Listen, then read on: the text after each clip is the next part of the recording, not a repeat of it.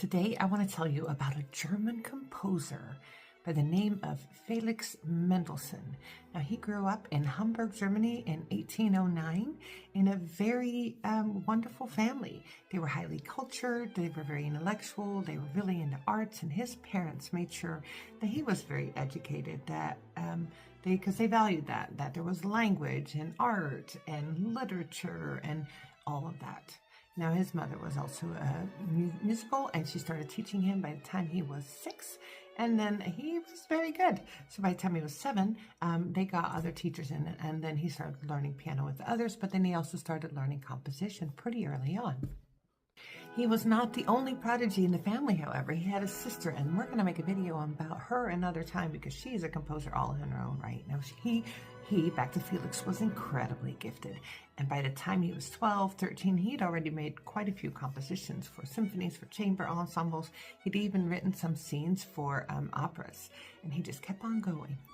When he was 17, only 17, he wrote an overture to The Midsummer Night's Dream. And in that overture, there's a wedding march. And Queen Victoria thought that was a magnificent wedding march, so she used it for her daughter's wedding. You guys all know this. Ba-dum, ba-dum, ba-dum, ba-dum. That is something that Mendelssohn wrote at 17. Now, this Mendelssohn was quite a Renaissance guy. Not only was he a great composer and a great performer, a pianist, a violinist, he was also a wonderful artist. He did painting and drawings. He wrote poetry. He spoke languages. He spoke fluent German, of course, because that was his language, but Italian. He spoke English. He spoke French. All of that. Way to go, guy.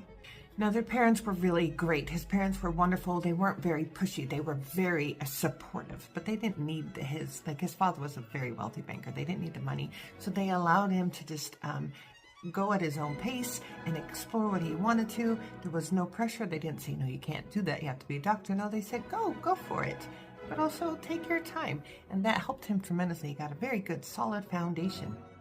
Now, as he studied the greats, he really fell in love with Bach, loved the counterpoint, loved the clarity of Bach.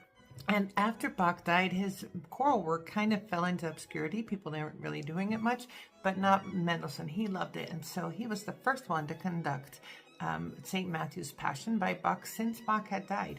This stirred a whole new, people started loving Bach again.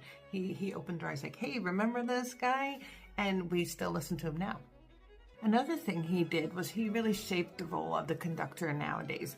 At the time, if a conductor was conducting, it was however they wanted to, and also they would use rolled up like sheet music or maybe a violin bow, but he brought in the baton. He also made it very clear, like, this is one. Anytime you go down, you see a conductor go down, that is one.